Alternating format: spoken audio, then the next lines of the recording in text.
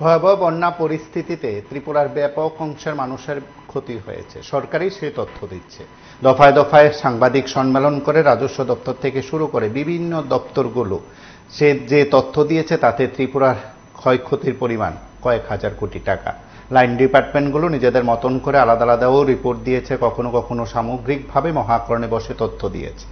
আমরা আজ এমন একটি বিষয় আপনাদের কাছে উত্থাপন করেছি, বিষয়টা দেখে অনেকেই বলবেন সত্যি কি তাই? হ্যাঁ, সত্যি তাই। ত্রিপুরা সরকারকে কেন্দ্রীয় সরকার এই ভয়াবহ বন্যা পরিস্থিতিতে 1 টাকা দিয়েও বাড়তি কোনো সাহায্য করেনি।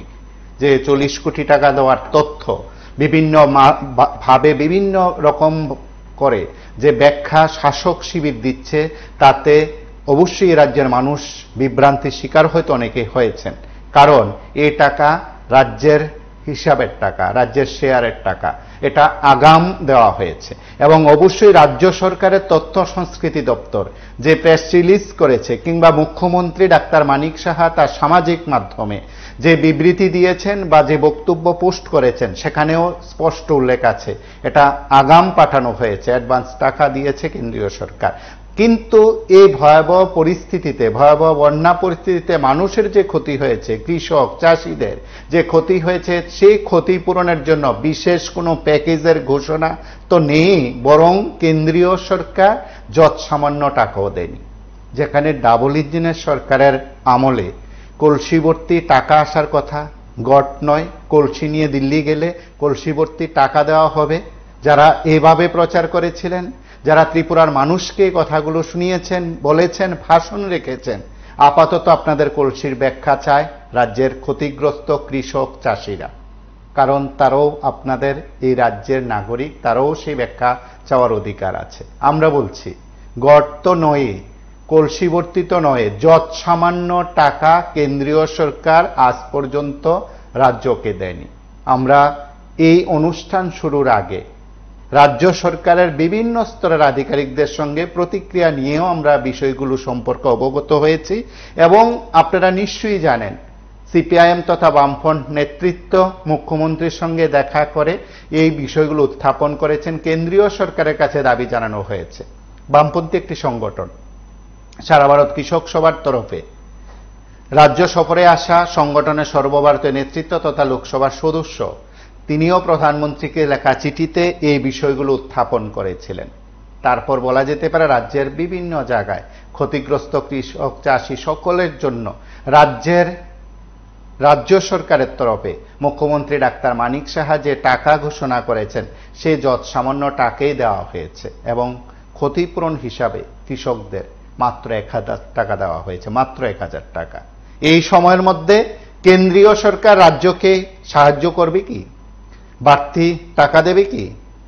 ত্রিপুরা কি এই ভয়াবহ বন্যা পরিস্থিতি কাটিয়ে ওঠার জন্য কেন্দ্রীয় সরকার অন্তত কলস ভর্তি অর্ধেক হলেও কি টাকা পাঠাবে? এই প্রশ্ন তো উঠতেই পারে। আপনারা সকলে কথা বলবেন। নমস্কার, কে বলছেন?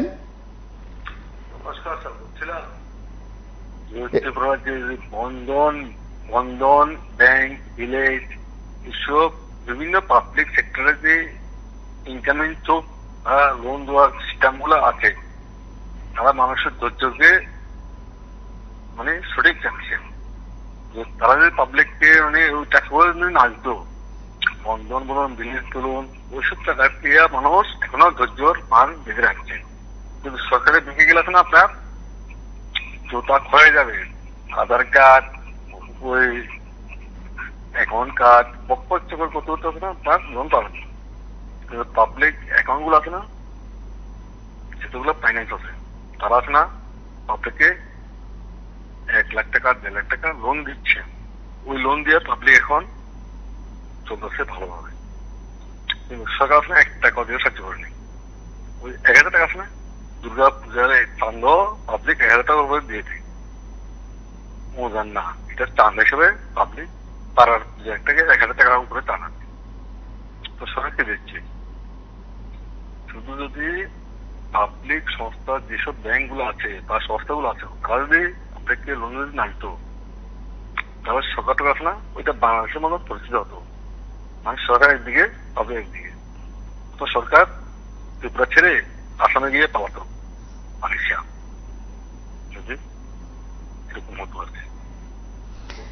এবং আপনারা জানেন যারা ক্ষতিগ্রস্ত কৃষক অনেকেই অন ক্যামেরায় কথা বলেছেন। রাজ্যের কৃষি কৃষক কল্যাণ দপ্তর এবং অবশ্যই উদ্যান দপ্তরের তরফে যে যৎসামান্য আর্থিক সহায়তা দেওয়া হয়েছে তাও ঘোষণা করা হয়েছে। সেদিনও আমরা কথা বলেছি। আমরা বলেছি এ রাজ্যের মুখ্যমন্ত্রী এবং কৃষি ও কৃষক কল্যাণ দপ্তরের মন্ত্রীকে আরো একবার পুনর্বিবেচনা করা প্রয়োজন রয়েছে।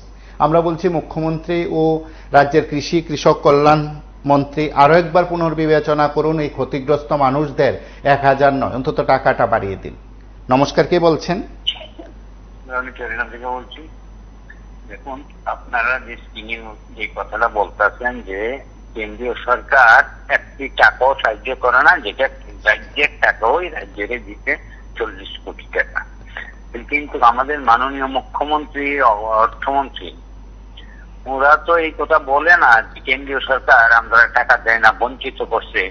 কেন কেন্দ্রীয় সরকারের বিরুদ্ধে তার সোচ্চার হইছে না? তার কারণ বাবা যেই অপরাধী, ছেলেও সেই অপরাধী। কারণ যেই সংসারের গার্জিয়ান যদি অন্যর পথে চলে, নেশাগ্রস্ত অবস্থায় চলে, তো সন্তান এই জায়গায় যায়, সন্তান এর চেয়ে ভালো হইতে পারে না, সেই আশা আমরা করতে পারি না।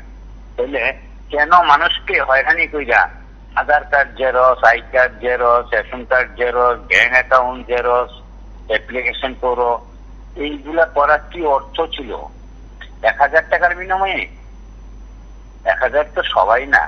আমরা তো একদিন বলছি না আপনাদের মাধ্যমে, অন্তত এই দুর্যোগ মোকাবিলায় প্রত্যেকটি শ্রমিককে অন্তত টাকা যাতে হাতে আইয়ে অন্তত রেগার প্রকল্প থেকে 20 দিনের শ্রম দিবস প্রত্যেকটি মানুষকে দেওয়া হোক, প্রত্যেকটি জব কার্ড হোল্ডারে দেওয়া হোক। তাহলে এই টাকাটা বাজারে আসবে, মানুষ যারা বাজারে আসতে পারে, গরিব মানুষের হাতে টাকাটা আসবে, সেই টাকাটা বাজারে যাবে।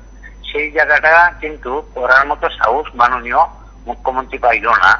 তাইলে তারা জনগণের সেবা কি করিয়া করব? জনগণের সেবা করার মতো তাদের কি উদ্দেশ্য আছে? মানুষকে আরো হয়রানি করলো।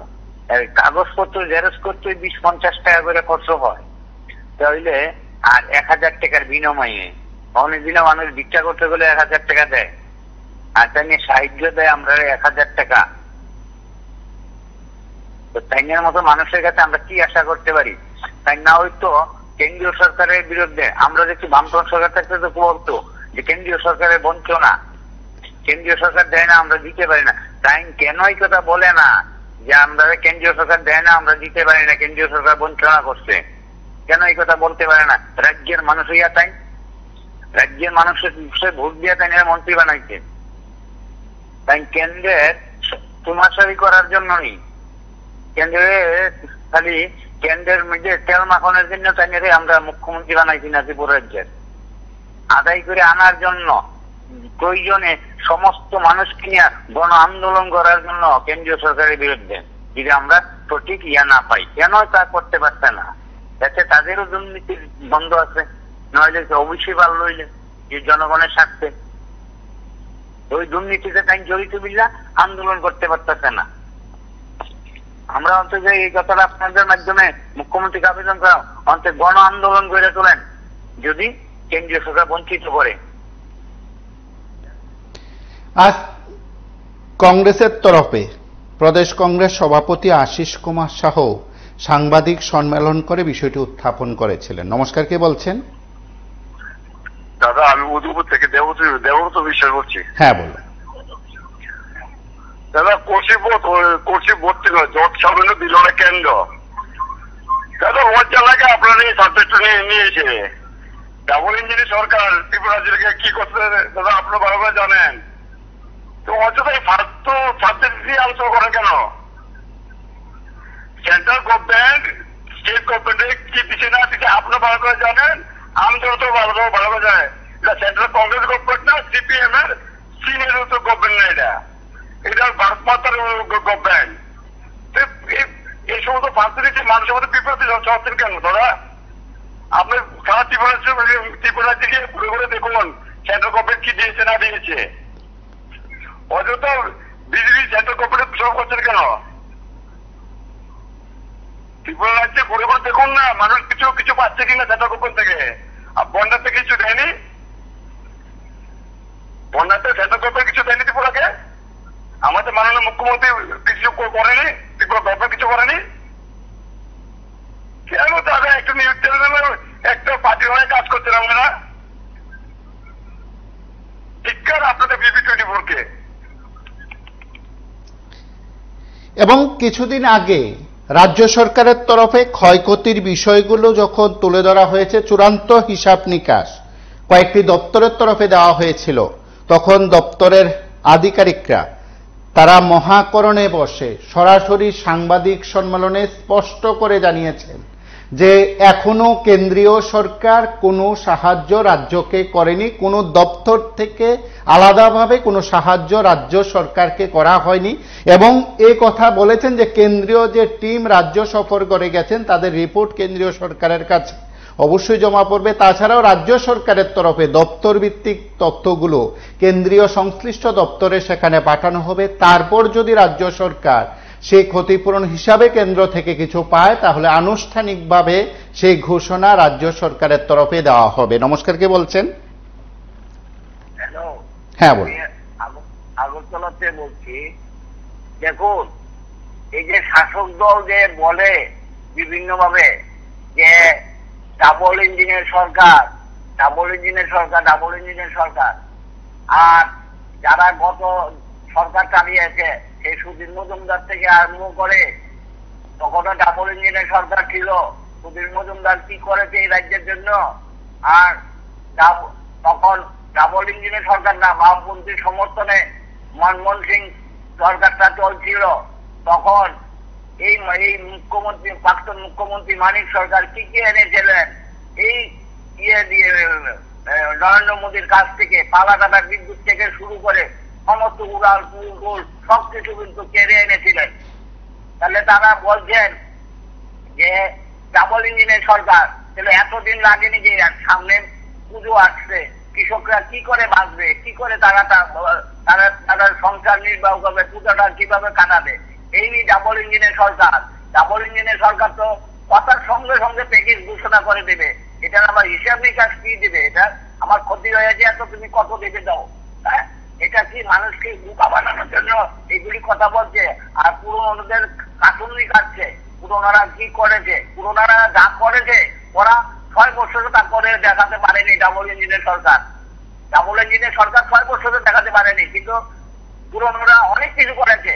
আমি তো বলবো পুরোনোরা, মানিক সরকার যে জিনিস নরেন্দ্র মোদীর কাছ থেকে আদায় করে এনেছেন, আজকে বড় বড় বিল্ডিং গুলি যে হয়েছে সেগুলি মানিক সরকারের কৃতিত্ব। এবং এটি কেন্দ্রের থেকে এই টাকা সংগ্রহ করে এনেছেন, চাপ সৃষ্টি করে পালাকাটা বিদ্যুৎ থেকে আরম্ভ করে সমস্ত কিছু করেছেন। আজকে ওরা কি একমন করতে পেরেছেন? কৃষকদের মাথায় হাত, বাজারে যাওয়া যায় না, 100 টাকার নিচে কোনো সবজি নেই। তাহলে কোথা থেকে এই মানুষগুলি বাঁচবে? এই সাধারণ মানুষ, ক্ষুদ্র মানুষ, রিক্সাওয়ালা থেকে শুরু করে সাধারণ কৃষকরা কোথায়? মৎস্যজীবীরা তারা কি করে বাঁচবে? তারা খালি চিতা কাটবে আর ওই শান্তিকালী নিয়ে বসে থাকবে। এই নিয়ে আমরা দেখবো। হ্যাঁ, ডাবল ইঞ্জিনের সরকার বলছে, ডাবল ইঞ্জিনের সরকার সঙ্গে সঙ্গে টাকা রিলিজ করে দেবে। এবং এই সময়ের মধ্যে যদি কেন্দ্রীয় সরকার রাজ্যকে বিশেষভাবে কোনো সাহায্য না করে বা রাজ্যের ক্ষতিগ্রস্ত মানুষদের পাশে কেন্দ্রীয় সরকার বিশেষ উদ্যোগে না দাঁড়ায়, তাহলে এই রাজ্য সরকারকে এই সময়ের মধ্যে এই ক্ষতিগ্রস্ত মানুষদের শুধু কল্যাণই নয়, ক্ষতিগ্রস্ত এলাকার সেখানে উন্নয়নই নয়, বাকি দিক থেকে রাজ্য সরকারকে কঠিন চ্যালেঞ্জের মুখে পড়তে হবে। নমস্কার, কে বলছেন? হ্যাঁ, কুমার কে বলছিলাম। হ্যাঁ বলুন। হ্যালো, হ্যালো, লাইভে আছেন, কথা শোনা যাচ্ছে। না, বলছিলাম যে কলসি করতে তো কেউ চায় না। প্রাকৃতিক দুর্যোগ হলে কলসি বলতে কেউ চায় না। যারা যারা ক্ষতিপূরণ হয় একটা সামান্য মানে কি বলবো আপৎকালীন একটা সাহায্য চায়। সেদিন আপনারা দেখাচ্ছিলেন কৃষকদের জন্য 1000 টাকা, কিন্তু কৃষক না, যানবাহন পরে যারা গাড়ি ঘুরে চালায় তারাও কিন্তু অনেক ক্ষতি হয়েছে। আর যারা কৃষক বলতে কি বোঝাচ্ছে, ওনারা আমি জানি না। ওনাকে আমরা সিলেটি ভাষায় বলি বাগি বাগি বাগি গ্যাস করে, মনে করেন আপনার 40 জায়গা আছে ওনারা করতে পারে না, হ্যাঁ ওনারা বাগা করে, যেগুলি চাষ হবে অর্ধেক মালিকের অর্ধেক আমার। ট্রেন দেখলাম 1000 টাকা করে হলে দিয়েছে। এগুলি একটা মানে কি বলবো ফালতু একটা, মানে সেদিন আমি বলছিলাম আমার নামে যদি ওয়ারেন্ট আছে কোনো অসুবিধা নেই, ফালতু এগুলি মানে প্রচার করে। দিল ওই উত্তরপ্রদেশের সরকার 40 কোটি টাকা, তারপর দিল অনেকে, তারপর অনেকে টাকা। দিল্লি সরকার কি করছে, আমরা আমাদের যে সিএম রিলিফ ফান্ড কি করছে, তারপর পিএম রিলিফ ফান্ড আমরা তো কত কোটি কোটি টাকা দিয়েছিল লকডাউনের সময়। এটার তো কোনো কি বলবো ওই তদন্ত হয় না, শুনেছি কোনো অডিটও নেই, আর কোনো মানে তথ্য প্রকাশ হবে না। এই যে লোকগুলা আমাদের রাজ্যের, তো কৃষি আজকে একটা দেখলাম, যাই হোক আমি একটু বিজি ছিলাম, দেখলাম কৃষি বা মৎস্য দপ্তরের কত টাকা থেকে দিয়েছে। অফিসিয়াল যদি মনে করুন, অফিসিয়াল যারা আধিকারিক থাকে যদি মনে করুন জনগণকে ঠকিয়ে অনেক রুজি করতে পারে, আমি আপনাকে দিব, অনেককে দিব। কিন্তু সরকারি কর্মচারীরা দেখুন একটা নিজের পরিবার চালাতে গেলে অনেক সমস্যা হয়, অনেকে দেখছি নিজের রুজি থেকে দিয়ে দিচ্ছে। যাই হোক, এটা আমি প্রশ্নবোধক রাখলাম, ওনাদের হয়তো টাকার প্রয়োজন নেই বা যোগ্যতা অনুযায়ী চাকরি পেয়েছে। হ্যাঁ, আজকে একটা জিনিস দেখলাম, এই আপনাদের প্রসঙ্গের বাইরে এটা, হ্যাঁ মানে এগুলো ফালতু কৃষিমন্ত্রী আর ওই আমাদের রাজ্যের মুখ্যমন্ত্রী, এগুলো আমি আমার গাড়ি আছে, আমার গাড়ি জলের জন্য বাইরে রেখেছিলাম, আমার গাড়ির থেকে চুরিদারি হয়েছে, অনেক যন্ত্রাংশ চুরি করেছে। তাই আমি বলিনি, আমি কুমারঘাট বিধানসভা থেকে বলছি। আজকে দেখলাম ওই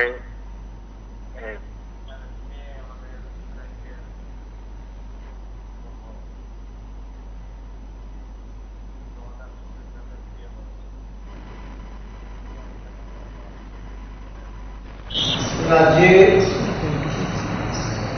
ভয়াবহ যে বন্যা, এই বন্যা আজকে 1-5 প্রতিষ্ঠান বন্যাজনিত কারণে রাজ্যে কৃষির ক্ষেত্রে বলুন,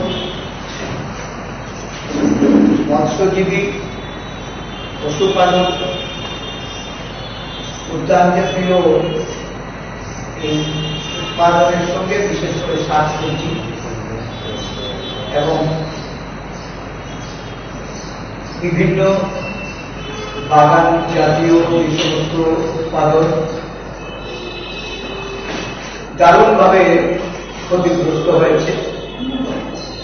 মানুষের ঘর বাড়ি, আসবাবপত্র বিভিন্ন জায়গায়, ব্যবসার ক্ষেত্রেও এই রাজ্যে একটা বিরাট অংশের মানুষের ক্ষতি হয়েছে। প্রায় 1,19,000 মানুষ শিবিরবাসী হয়েছে। সরকারিভাবে ক্ষয়ক্ষতি এটা কোনো পরিসংখ্যান নিরূপণ না করে সর্বদলীয় সভায় 15,000 কোটি টাকা এটা বলা হয়েছে। আমাদের দলের তরফ থেকে আমরা এই ধরনের এই রাজ্যে বন্যা পরিস্থিতি কবলিত হয়ে এত বড় বিপর্যয় এটা এই রাজ্যে কখনো ঘটে। আমরা দাবি করেছিলাম এইটাকে জাতীয় বিপর্যয় হিসাবে কেন্দ্রীয় সরকার ঘোষণা করো। কেন্দ্রীয় সরকার আজকে 1 মাস অতিক্রান্ত, এখন অব্দি কোন ধরনের আর্থিক প্যাকেজ বা সহায়তা তার কোন ঘোষণা দেন, জাতীয় বিপর্যয়ের ঘোষণা দেন। রাজ্যের মানুষের এত বড় ক্ষতি সাধন হয়েছে, এই পরিপ্রেক্ষিতে কোন আর্থিক সহায়তা করেনি।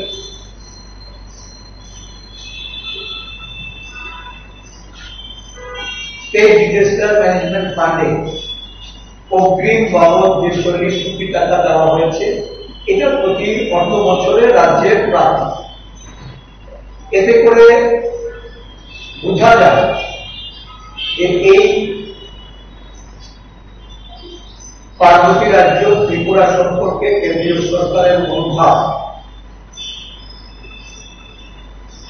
আমরা পার্শ্ববর্তী রাজ্য মণিপুরে যখন জাতি দ্বারা মানুষ ক্ষতিগ্রস্ত হচ্ছে, ঘরবাড়ি চালিয়ে দেওয়া হচ্ছে, তাদের বিষয় আসল সম্পদ ক্ষতির সম্মুখীন হলেও কেন্দ্রীয় সরকার যেমন নিশ্চুপ, ত্রিপুরার ক্ষেত্রেও আমরা কেন্দ্রীয় সরকারের ভূমিকা ঠিক ততই বছর। নমস্কার। রাজ্য সরকার মুসলিম স্যার, আগে সরকার বলছিল কেন্দ্রীয় মন্ত্রণালয়, এখন কি দেখি ত্রিপুরা মন্ত্রণালয় না কেন্দ্রীয় মন্ত্রণালয়, এটা তো বুঝতে পারছি। কারণ মানুষরা বলছিল কেন্দ্রীয় মন্ত্রণালয়, এখন মানুষরা কি মন্ত্রণালয় বলবেন? কেন অর্থ তো এসেছে, যারা কোন কোন জায়গাতে খরচা করেছে কোনো খতিয়ান নেই। যেন তারা পাবলিকের কাছে বা মিডিয়ার একটা খতিয়ান দিয়েছে, এক একটা জেলাতে তারা কত টাকা পরিবহনে খরচা দিয়েছেন, একটা ডিস্ট্রিক্টে কত টাকা দিয়েছেন, একটা খতিয়ান সমাজের সম্মেলন করে তারা দিয়েছে। তাহলে পাবলিক পাবে কিছু।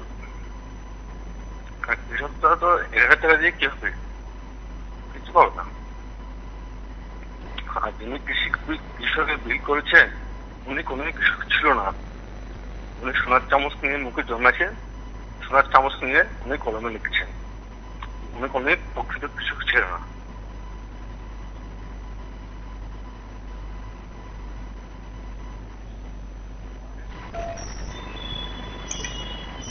বিগত বিধানসভার অধিবেশনে শেষ দিকে মুখ্যমন্ত্রী কর্তৃক একটা প্যাকেজ ঘোষণা, রাজ্য ক্যাবিনেট থেকে তার অনুমোদন হয়। কিন্তু এই প্যাকেজে আমরা লক্ষ্য করলাম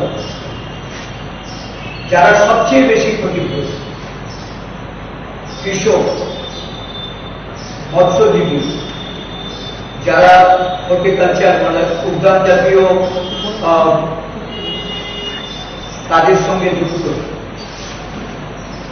আমাদের রাজ্যের শ্রমজীবী মানুষ, পশুপালনের সঙ্গে যারা যুক্ত,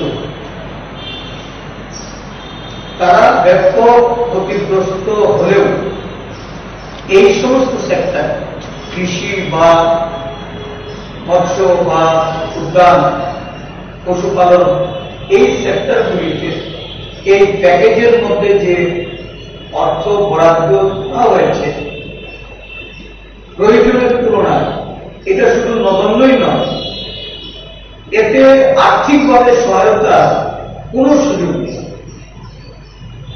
অথচ দেখা যাচ্ছে যে এই প্যাকেজের মধ্যে অন্তর্ভুক্ত ওই রাস্তা নির্মাণের জন্য, বিভিন্ন পরিকাঠামো নির্মাণের ক্ষেত্রে যে অর্থ বরাদ্দ হয়েছে, সেই অর্থ বরাদ্দের প্রয়োজনীয়তা সম্পর্কে এখন প্রশ্ন চিহ্ন।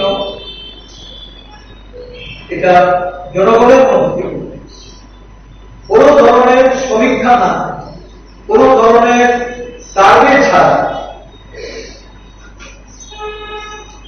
মর্জি মাফিক অর্থ বরাদ্দ করা, এবং দেখা যাচ্ছে সেই অর্থ বরাদ্দকৃত অর্থ নিয়ে এবার প্রকৃত যারা ক্ষতিগ্রস্ত মানুষ তাদের মধ্যে তাদের কাছে এই অর্থ পৌঁছচ্ছে। আমরা প্রস্তাব করেছিলাম সর্বদলীয় সভায় যে ব্লক ভিত্তিক বা জেলা ভিত্তিক সর্বদলীয় কমিটি করে প্রকৃত ক্ষতিগ্রস্তদের কাছে অর্থ পৌঁছে দেয়, তাদের সমীক্ষার মাধ্যমে তাদের ক্ষয়ক্ষতি নিরূপণ করা। বিভিন্ন জায়গা থেকে এই অভিযোগ উঠে আসছে যে সামান্য যাও সাহায্য দেওয়া হচ্ছে, সেই সাহায্য যারা ক্ষতিগ্রস্ত তাদের একটা অংশকে দলবাজি করে রাজধানী। নমস্কার, কে বলছেন? নমস্কার, আগরতলা থেকে বলছি। হ্যাঁ বলুন।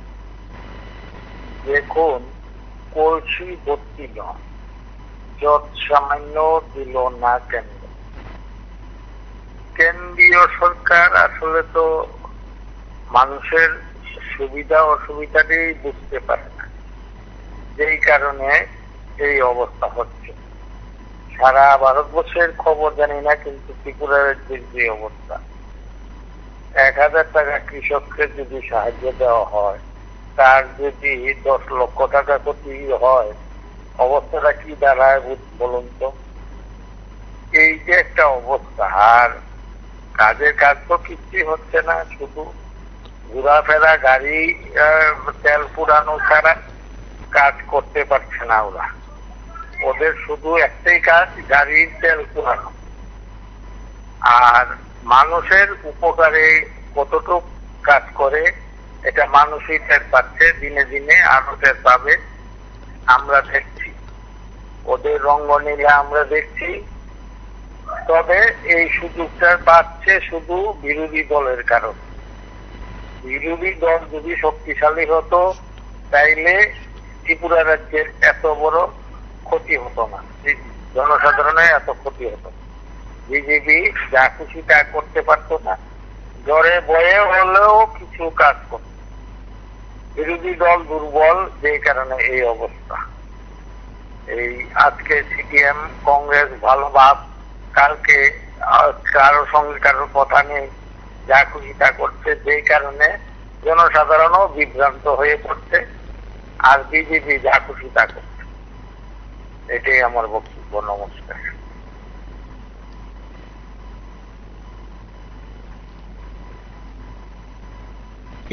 দৃষ্টিকোণ থেকে সেখানে এই অর্থ বরাদ্দ হচ্ছে বা বিতরণ হচ্ছে, এটা আমরা এটা নিয়ে তীব্র প্রতিবাদ জানাচ্ছি। অবিলম্বে প্রকৃত যারা ক্ষতিগ্রস্ত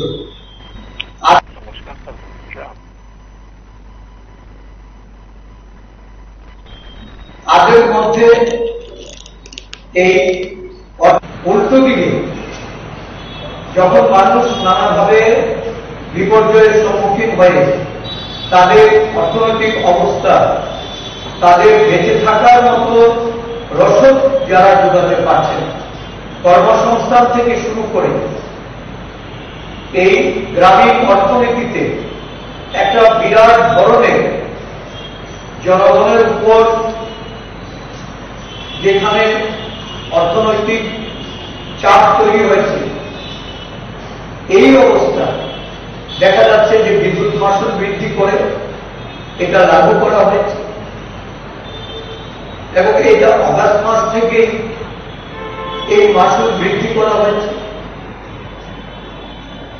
যেখানে গ্রামীণ মানুষের আজকে দুবেলার কর্মসংস্থান নেই, খাওয়ার উপায় নেই, বিদ্যুতের মাশুল বৃদ্ধি করাটা এটা কোনোভাবেই মেনে নেওয়া যায়।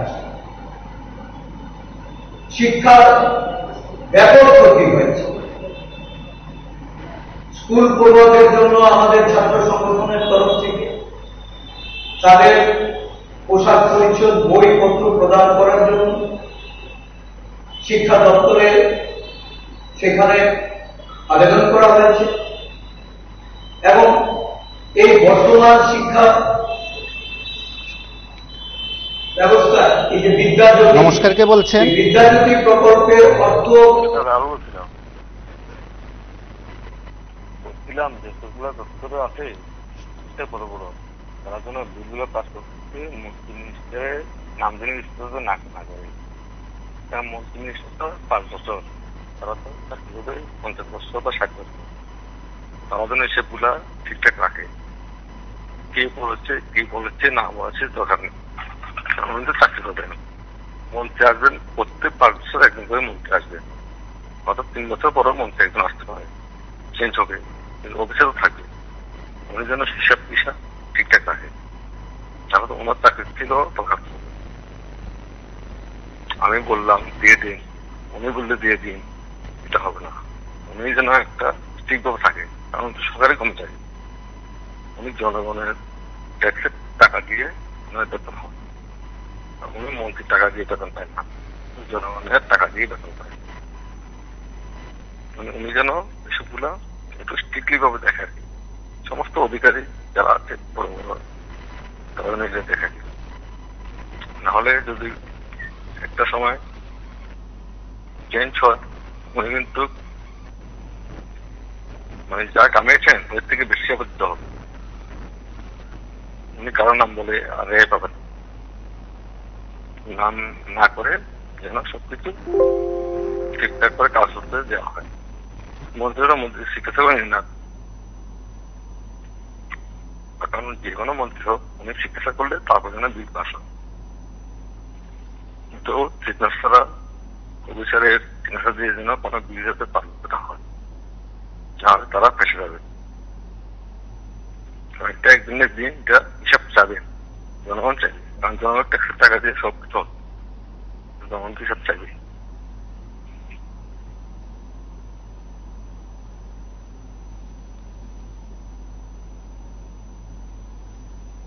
নমস্কার, কে বলছেন? হ্যাঁ বলুন। আমি একটু কথা বলতে চাচ্ছি। হ্যাঁ বলুন। প্রদ্যুৎ কিশোর আর বিপ্লব দেবের তারা আজকের বিষয় নিয়ে কিছু বলুন।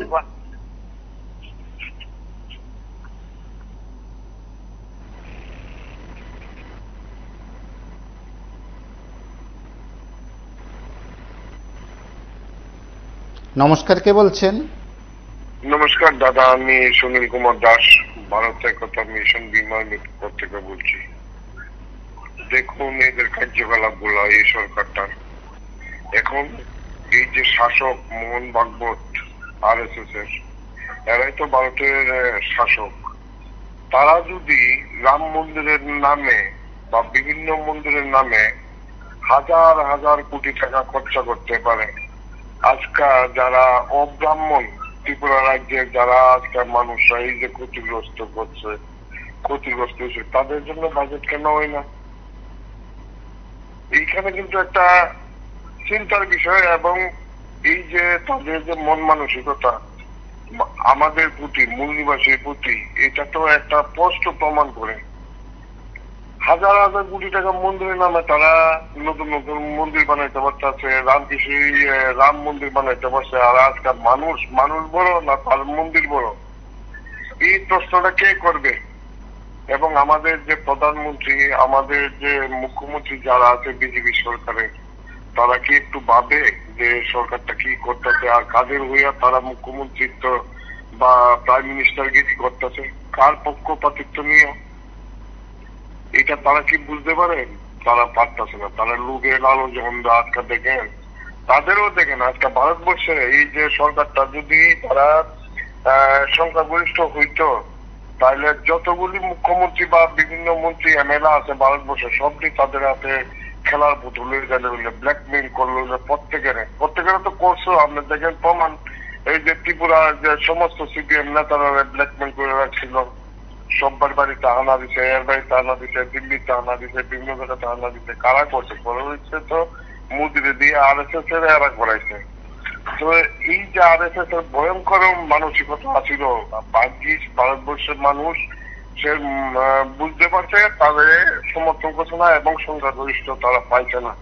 সংখ্যাগরিষ্ঠ পাইতে এই বিদেশিরা আজকে আমরার উপরে বড় ধরনের অত্যাচার তারা করলো, যে সবাই ব্ল্যাকমেল করলে আপনারা মারল না খাওয়াইয়া আর নেতাদের মাল রইলে ব্ল্যাকমেল করে, কারণ কি সবটির দাগি সবটির ব্ল্যাক মানি আছে আজকে রাষ্ট্রে, তারা এই সমস্ত কইরা রাষ্ট্রটা কই নিতেছে।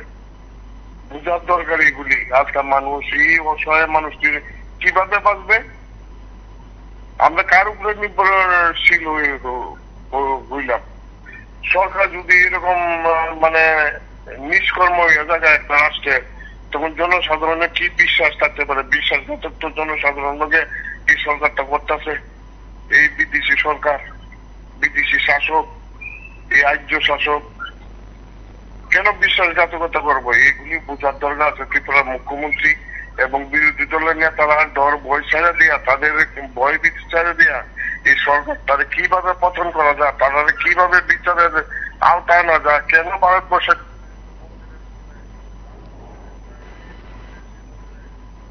অর্থ প্রদান করার জন্য বিদ্যালয়গুলি থেকে অভিভাবক এবং ছাত্রদের প্রতি চাপ সৃষ্টি।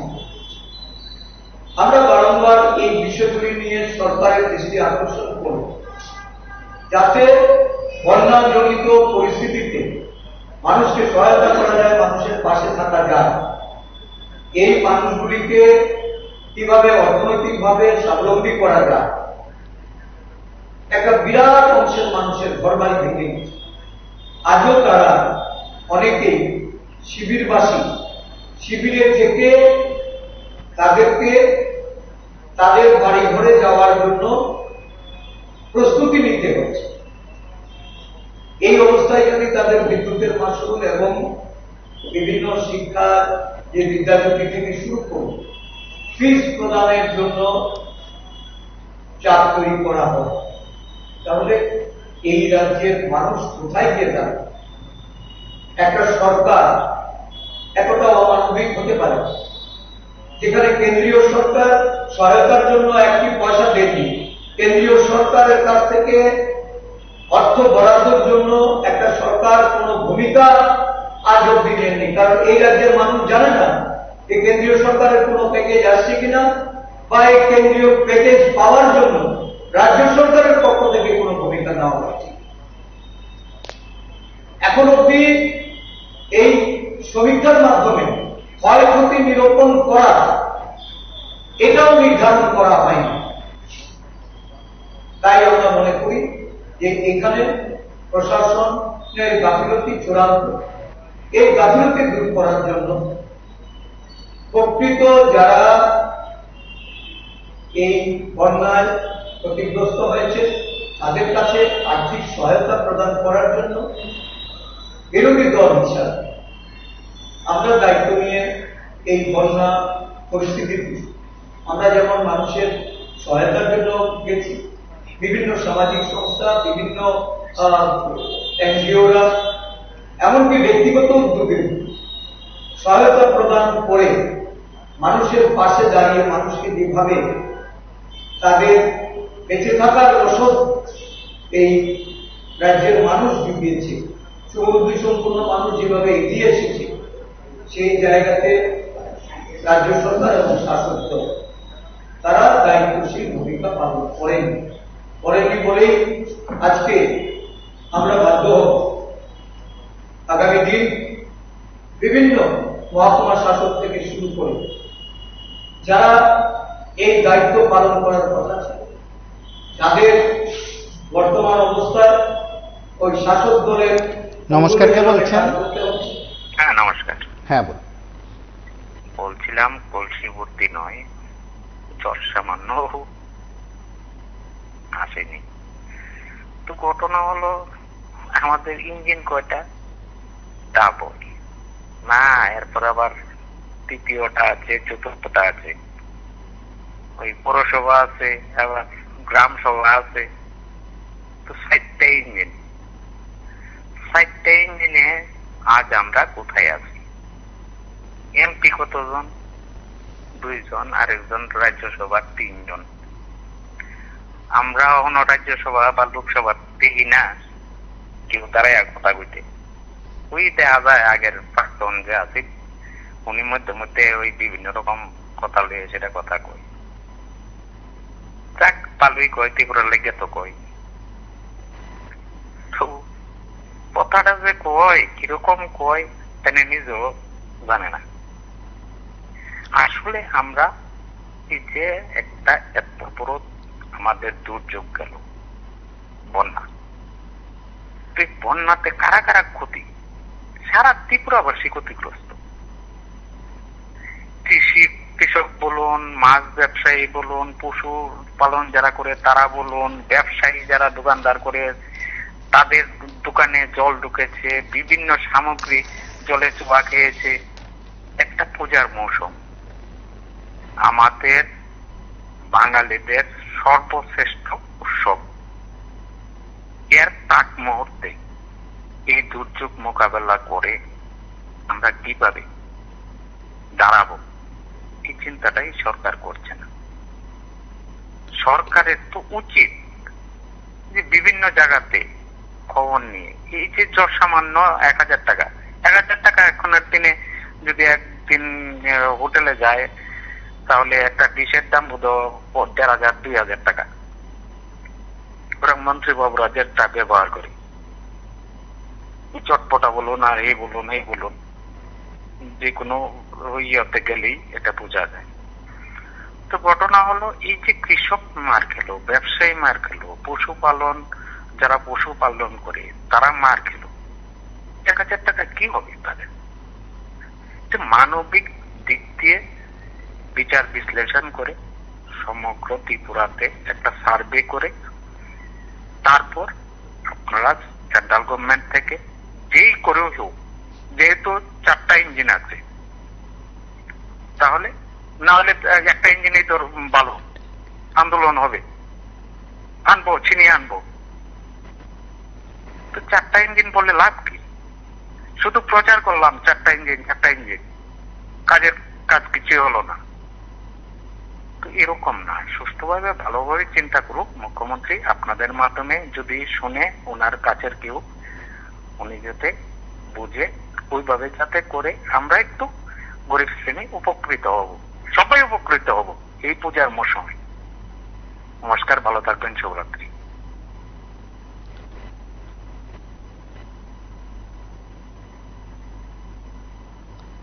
নমস্কার, কে বলছেন? আমি কুয়েত থেকে বলছি। হ্যাঁ বলুন। দাদা, আমার তো মানে যে অর্থ রাশিটা যারা গভর্নমেন্ট করে ধার্য করেছে মাত্র 1000 টাকা, আমার 2টা পোল্ট্রি ফার্ম জলে একদম তলিয়ে গেছে। শুয়ারের ফার্ম ছিল একটা, 8টা শুয়ার ছিল, এগুলো জলের ইয়েতে তলিয়ে গেছে। মাত্র এটার জন্য কি মাত্র 1000 টাকা? সরকার কি আমাদেরকে ভিক্ষা দিচ্ছে নাকি? আমি বলতে চাই সরকারের যদি 1000 টাকারই ধার্য হয় যে আমাদের লাগবে না, আর সরকার যদি মনে করে উনাকে ভিক্ষা দিতে হবে, 5000 টাকা দিতে হবে রাজ্যের সরকার, উনার এই 1000 টাকার ভিক্ষা আমরা লাগবে না। আর বিরোধীরা বলতে চাই উনারা একটু জাগুক, উনারা জাগুক। উনারা তো ঘরে বসে এটি ইয়েতে ঠান্ডা বসে খায় ইয়ে করে, আজ পর্যন্ত কোনো আন্দোলন নাই, কোনো কিছু নাই গরিব মানুষের বিরুদ্ধে, গরিব মানুষের হয়ে কোনো আন্দোলন নাই।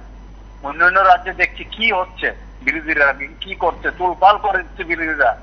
আমাদের ত্রিপুরা রাজ্যে বিরোধীরা কি করছে? বিরোধী বলতে আমি বলবো কিছুই নাই এখানে, মাসে মাসে মাইনা ইয়ে করছে আর কিছু নাই। একই করে সরকারি গাড়ি চলছে, কোনো কিছু ইয়ে নাই। উনাদেরকে আপনাদের মাধ্যমে উনাদেরকে বলতে চাই, উনারা একটা পদক্ষেপ নিক সরকারের বিরুদ্ধে। আমরা আছি আপনাদের বিরুদ্ধে, সরকারের বিরুদ্ধে, বিরোধীদের পক্ষে আমরা আছি, আমরা কৃষক যারা আছি, ওনারা বেরোক রাস্তায়, আমরা আছি। ধন্যবাদ।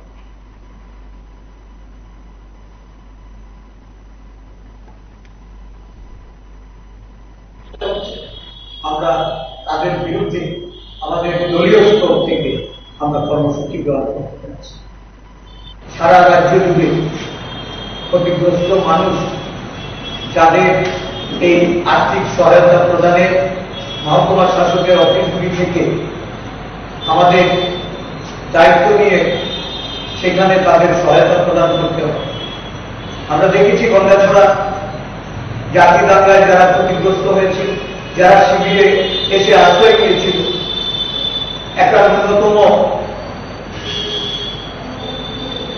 বাড়িঘর আবাস নির্মাণের জন্য অর্থ বরাদ্দ করা হয়েছে, যে অর্থে তাদের ঘর বাড়ি নির্মাণ করা এটা সম্ভব হয়ে উঠছে না। কিন্তু আরেক দিক থেকে প্রশাসন বলে যাচ্ছে অবিলম্বে তাদেরকে শিবির ছেড়ে দিতে হবে, শিবির বন্ধ করে দেওয়া হচ্ছে, সেই শিবিরে খাদ্য সরবরাহ করা হয় না। এই ধরনের একটা পরিস্থিতি, এটা যেমন গন্ডাছড়া, ঠিক তেমনি ভাবে আমরা দেখলাম এই দুর্গানগর রানীর বাজারের কৈতুর বাড়িতে, সেখানেও যেখানে তারা শিবির করেছিলেন সেখানে শিবির বন্ধ করে দেওয়া হয়েছে। একটা অন্যত্র তাদেরকে স্থানান্তরিত করে 7টি পরিবারকে সেখানে থাকতে দেওয়ার সুযোগ দিলেও ওই 7টি পরিবারের প্রয়োজনীয় জিনিসপত্র সেখানে নেই। বিরোধী দল হিসাবে আমরা তাদের সেখানে গেছি এবং তাদের কথাবার্তা শুনে আমরা তাদেরকে সহযোগিতার জন্য হাত বাড়িয়ে দিয়েছি।